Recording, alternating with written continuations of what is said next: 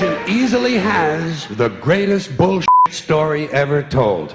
They believe a guy named Zeno, millions of years ago, dropped aliens down volcanoes on Earth, nuked them, their souls got in the environment, and when you shampoo your hair, they get inside your body. Was the Earth created in 7 days? No. Biology, chemistry, and physics.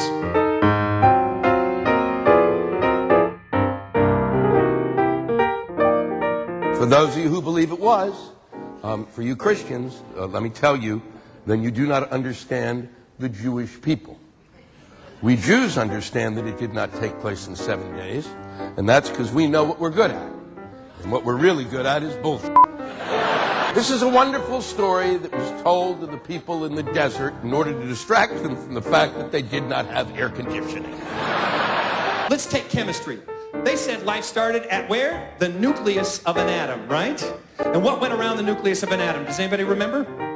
Electrons, excellent. The size of the atom was 10 to the minus 10. That's very, very small. I found out if you go to 10 to the minus 33, the atom becomes so small, it implodes upon itself, becomes a black hole, ceases to exist. They got something from nothing, but they couldn't answer that. I would love to have the faith to believe that it took place in 7 days, but I have thoughts. So then I went out to the physicist, and the physicist says life starts at a single point. They called it singularity, and they said with a big bang, the universe exploded out. Now we do know the universe is continuing to expand, and we do know that it is slowing down as it expands. But I've talked to some of the top physicists from Caltech in Los Angeles. They said there's one thing we don't know. We don't know what happened the first 3 minutes. No joke, 3 minutes. We know 3 minutes to now, it all makes sense. But we have no idea what happened the first 3 minutes. And then there are fossils. Whenever anybody tries to tell me that they believe it took place in 7 days, I reach for a fossil and go, fossil. And if they keep talking, I throw it just over their head. So then I went over to the biologist, and the biologist said life started at a single cell. Single cell. And after 2 billion years, 2 billion, it evolved into a 2-cell structure. There are people who believe that dinosaurs and men lived together, that they roamed the earth at the same time. They are crazy. They are stone cold nuts. But what the biologist couldn't answer was called the Cambrian population explosion, where in just 5 million years we went from 2 cells to all 36 body types currently in existence. That was supposed to take another 2 billion years. It only lasted 5 million. I can't be kind about this because these people are watching the Flintstones as if it were a documentary.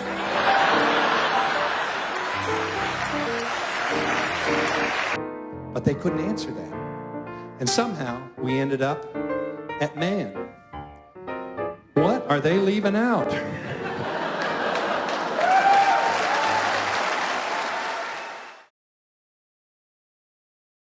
Religion has actually convinced people that there's an invisible man. Something goes wrong, God should have been there intervening for us. The same God that apparently the Founding Fathers never wanted anywhere around us.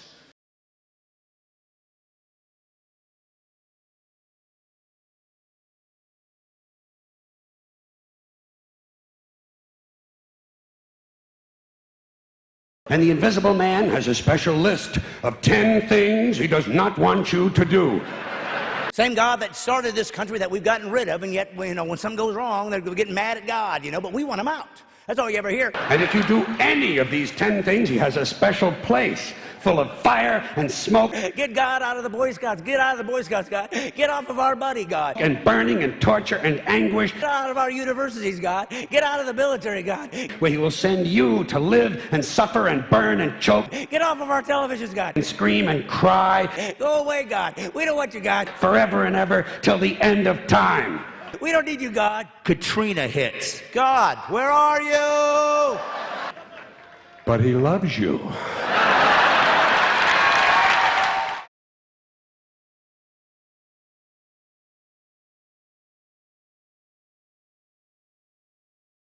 In the bullshit department, a businessman can't hold a candle to a clergyman. And yet, even when I started in comedy many, many years ago, I was always a Christian, but I was in comedy clubs, and so I never used any curse words. I've always been curse-free, never used any gratuitous sexual references, because I've always felt that creativity is funnier than crude, and I always wanted to use words that were just normal words that could create laughter. That's the way I've always been.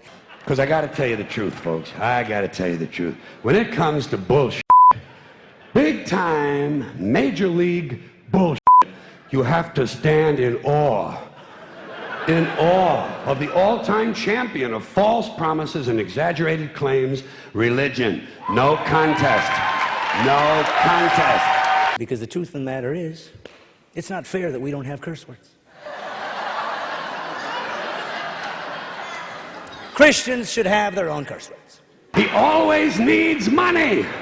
He's all powerful, all perfect, all knowing, and all wise. Somehow, just can't handle money.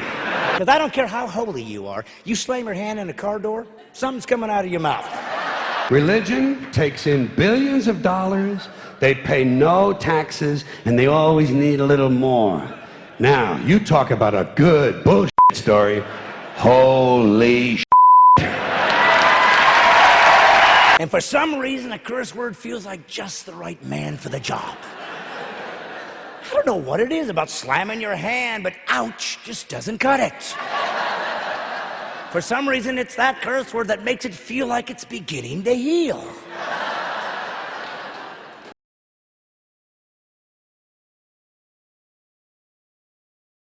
The reason that the Old Testament God